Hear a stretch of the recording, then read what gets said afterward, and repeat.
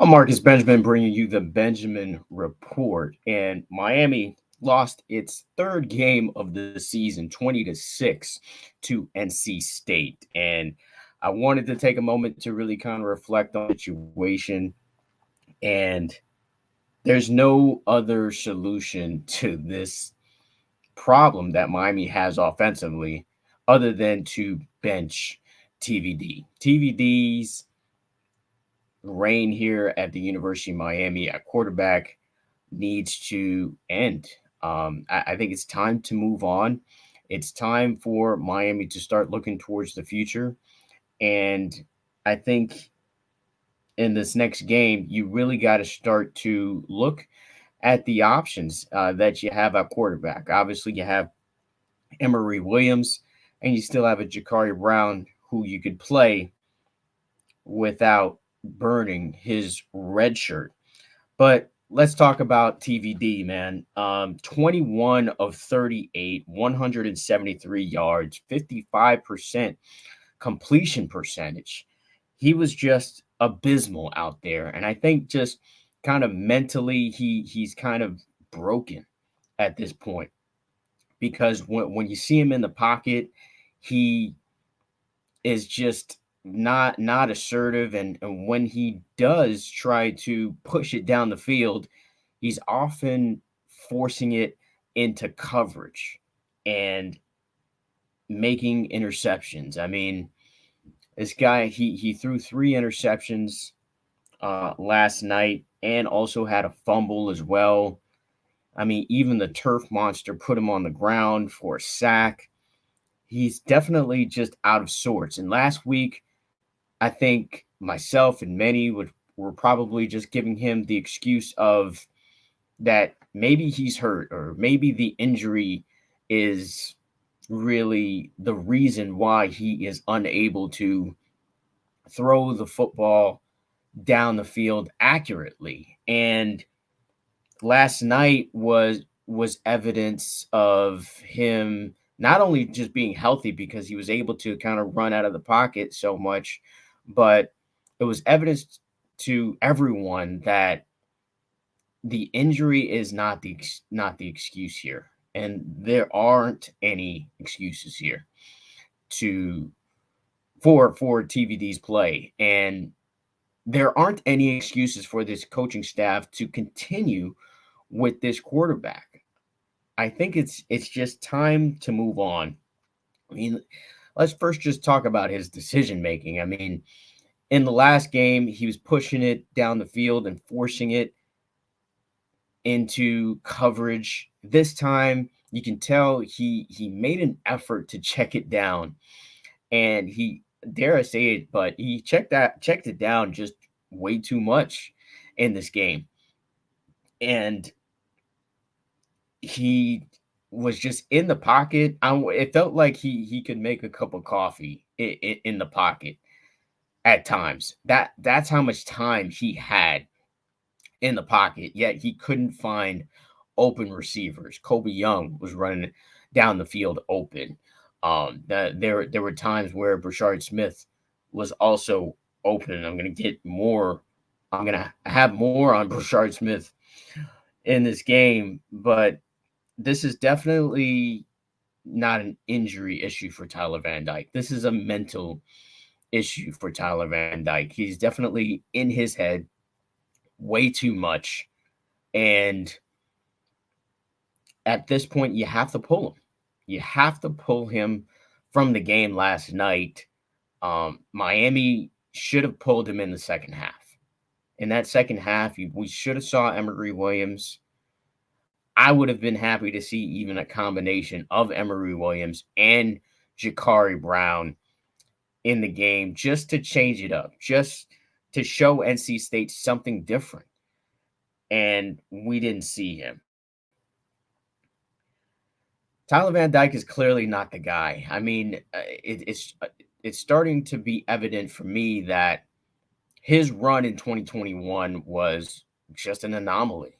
I think that was just for the simple fact that other teams didn't have much tape on him, and this was Rhett Lashley's guy.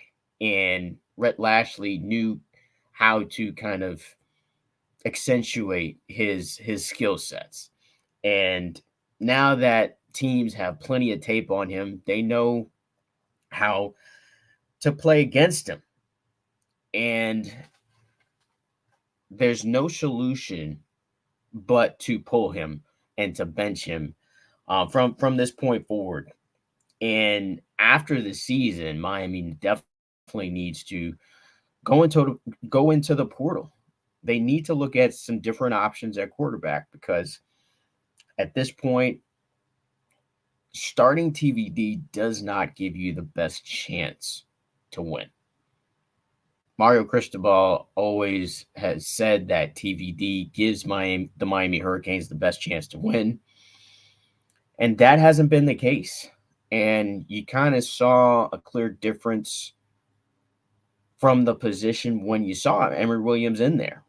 Emory Williams was a game manager. And I've said this before on previous podcasts that Tyler Van Dyke just needs to be a game manager and not lose the game at this point because this defense, this running game, this offensive line is good enough for Miami to win games.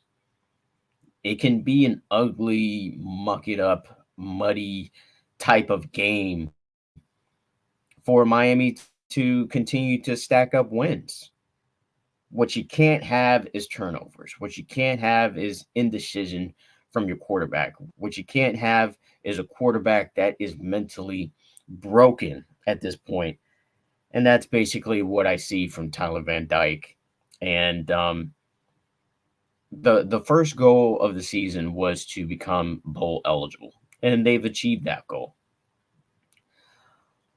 The next goal would be to make it to the ACC championship game, and that is obviously off the table at this point.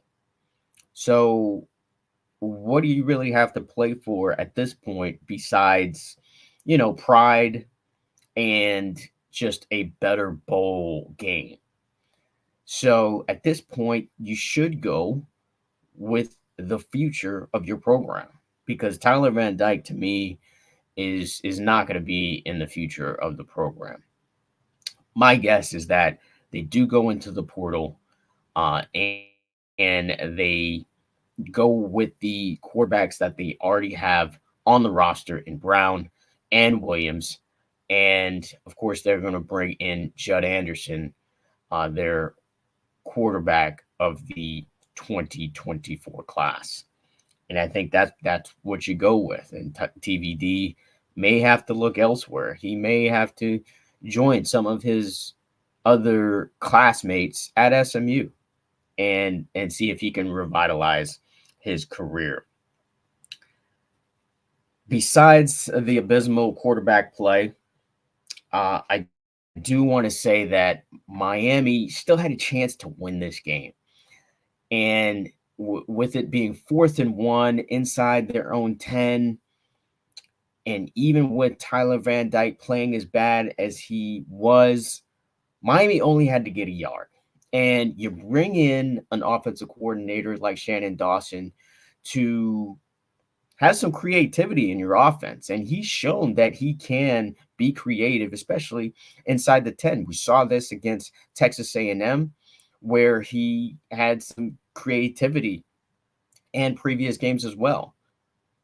Everybody in the stadium kind of knew that the only thing that Miami had going against NC State was Mark Fletcher running the ball. The true freshman had a career high last night. But I think everybody, including that NC State defense, knew, okay, Mark Fletcher is their best bet. That's their bread and butter in this game. Let's make sure we stop that. So at this point, I would think that they would try something creative and maybe do a play action pass and a dump off to a tight end. Kobe Young was actually wide open on the play, or just try something a little different than just, okay, we're just going to run up the middle with Mark Fletcher. So it was disappointing to see that was the play call with the game on the line. If they convert on that play, this could be a totally different outcome. And then, maybe you have some more momentum going into Florida State. But Dawson, unable to get a yard at that point, was just extremely, extremely disappointing. Also, I'm extremely disappointed to see that Brashard Smith was a non-factor in this game again. Against Clemson, we kind of saw him come out of the backfield several times, and he broke off an 80-yard run in that game. And we're like, okay, this is going to be a new wrinkle of the offense. He is your most explosive player. Why not utilize him? Why not utilize him on some jet sweeps or some inside zone like you did against Clemson? Really disappointed to see them go away from that in these last two games. Where is Brashard Smith? And this guy is obviously a running back, by nature.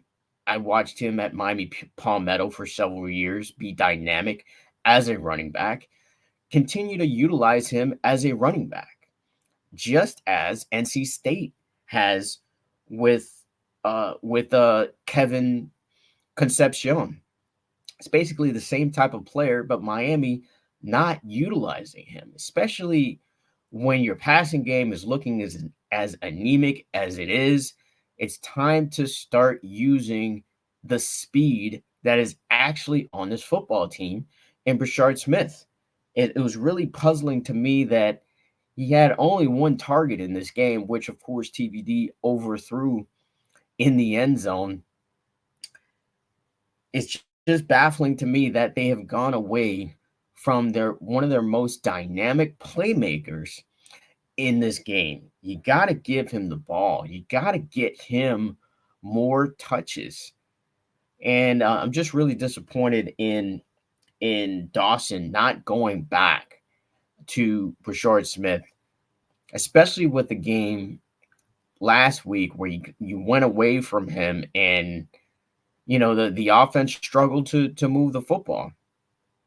The only thing going in this game was Mark Fletcher. And what Mark Fletcher proved to me is something that I always thought about him throughout his high school career, is that this guy is an every down back, and he could definitely be, a high round NFL pick when his career is all said and done at the University of Miami. Catch the ball out of the backfield well, and he can run in between the tackles well. He can get outside. It was the only thing going for this University of Miami offense. So kudos to Mark Fletcher running his heart out last night. But sadly, that was the only thing going for this offense. And like I alluded to before on that 4th and 1, the NC State defense knew it. The NC State defense knew, okay, this is the only thing that Miami has going is Mark Fletcher running up the middle. And what do? You just run Mark Fletcher up the middle on 4th and 1 with the game on the line, with this potentially the season on the line, potentially maybe the ACC championship on the line, because who knows what can happen. You have Louisville on the schedule. You have Florida State on the schedule. So you could potentially win out and maybe sneak into an ACC championship game if you're able to get a win against NC State. But Dawson and the offense blew it at that point. And the defense, kudos to this defense. This defense kept this team in the game, as they have for the past 2 games against Virginia again and Clemson. And most people might say, okay, well, they gave up the last touchdown at the end. I mean, this defense was probably broken at that point, just like TVD was. And I think there's only so much that you can ask from this defense. I mean, this defense pretty much shut down a very dynamic player in Kevin Concepcion last night. Their quarterback actually had a probably you could say a worser game than Tyler Van Dyke. So that's saying a lot. So this defense did enough, and it's been doing enough for this team to win. And Miami dominated also in time of possession in this game. And if I could use a soccer reference, this is basically false possession. You have the ball for 35 minutes compared to NC State's 24, but yet you couldn't do anything with it. So at this point, you really, I mean, most people will maybe point to James Williams not wrapping up on that one play, but I think that there's many other mistakes that you could say and point to with Tyler Van Dyke in this offense rather than that one play that James Williams missed on the tackle that ended up, allowing that touchdown, which ultimately kind of clinched the game for NC State. But back to this offense, man. 1 of 3 in the red zone, 4 of 15 on third down. It was just, truly abysmal from this offense. And at this point, TVD now becomes a DVD that you just kind of put on the shelf. You kind of reminisce on, okay, the good times of when you used to watch that DVD, but nobody watches DVDs anymore. And I think Miami Hurricanes fans don't want to see a TVD anymore. And I tend to agree with the fan base at this point because he does not give you the best chance to win. So it's time to move on. And I do want to say that Miami and Mario Cristobal has done a great job in recruiting. Obviously, Ruben Bain is an outstanding talent. I talked about Mark Fletcher. You've got Francis Malanoa. They've done a great job in getting transfers and Kiko Malanoa and Jaden Davis and Daryl Porter and just it goes on and on. Just the transfers that they were able to get. Matt Lee, Javion Cohen. These are outstanding acquisitions that this team was able to get in a span of 2 years. And I could keep going on with the number of players that we'll see in the future for this team. But let's not fool ourselves. The most important position is quarterback. And if you don't hit on the quarterback, then you just have a bunch of good players on a football team. And that's what Miami has right now. They have a bunch of good players on a football team, but no quarterback.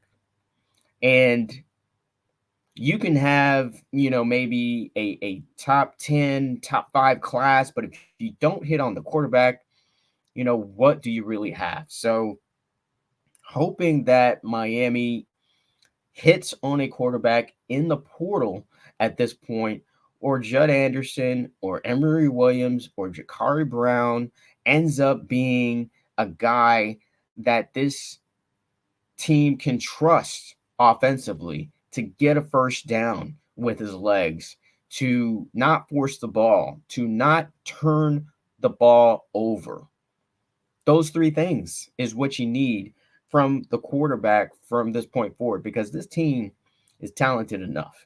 This team has plenty of NFL players on the team. Leonard Taylor's NFL player. Cameron Kinchin's NFL player. James Williams, NFL player. Javion Cohen, NFL. Matt Lee, Francis Malanoa, Francisco Malanoa, Ruben Bain. All of these players are NFL caliber type of players, except the quarterback at this point. The quarterback would be lucky to be drafted to the USFL at this point. would be lucky because it's just been abysmal. And I do want to say that at this point, it's going to take some time for Miami to get back to the glory days. It's going to take some time because that quarterback position, even if you do, start Emery or start Jakari, I don't think they're quite ready for the big time yet. But you got to see what you got in those guys at this point. You got to see what you have for the future, for next year, for the QB competition next year, because at this point, Tyler Van Dyke is just it's setting the program back at this point. And next week you play Florida State, and it's a huge game. Obviously, it's a rivalry game, and at this point, you just don't want to get embarrassed because obviously it's going to be a televised game, probably in prime time. I haven't seen if the time is if come out as of yet, but at this point, you got to start looking towards the future for this football team because offensively, it's just not up to par, and I think you have to start looking towards the future with this team because you're going to play the two best teams right now in the ACC in back-to-back weeks, and in FSU and Louisville, and I do not believe, from what I've seen, that Tyler Van Dyke gives you the best chance to win. So why not see what you have in Emery? Why not see what you have in Jakari and move on from Tyler Van Dyke? NC State is a perfect example of a team realizing, okay, the QB that we have or that we started at the beginning of the season is not the guy. Brennan Armstrong was a transfer from Virginia who transferred to NC State, who was not producing to the level that they wanted their quarterback play to produce. And what did they do? They made a change. They changed from a Brennan Armstrong to an MJ Morris. And yeah, that must be heartbreaking for a Brennan Armstrong because he's in his sixth year of eligibility and he decided to transfer to, of course, up his draft stock. And what did NC State do? They made a tough decision. They decided to go with the future of their program in an MJ Morris. Now, MJ Morris obviously is going to go through some growing pains. Last night, he went through some growing pains because he wasn't effective at all against that Miami defense. That Miami defense pretty much shut down MJ Morris. But at least they know what kind of quarterback they have for the future. They weren't going to waste this year with a Brennan Armstrong from what they saw earlier in the season. And what else did they do? They still use Brennan Armstrong, in different packages. He converted a first down that potentially helped them seal the game. So I'm not saying you're going to use Tyler Van Dyke in those type of packages, but my point is that they made the decision to bench Brennan Armstrong. And now it's time for Miami to make that type of executive decision. It's time for Miami to move on from Tyler Van Dyke and see what you have for the future.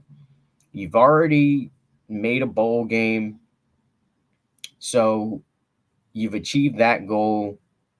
So, the rest of these wins are kind of, window dressing at this point for me. I mean, making a bowl game, and I think that's for most Hurricanes fans as well.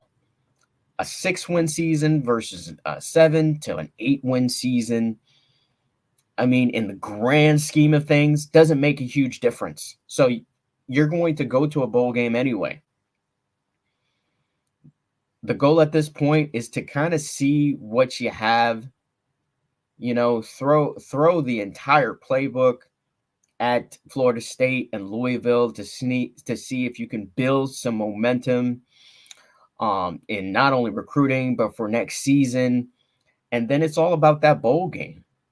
You want to definitely win that bowl game and then end this season on a high note.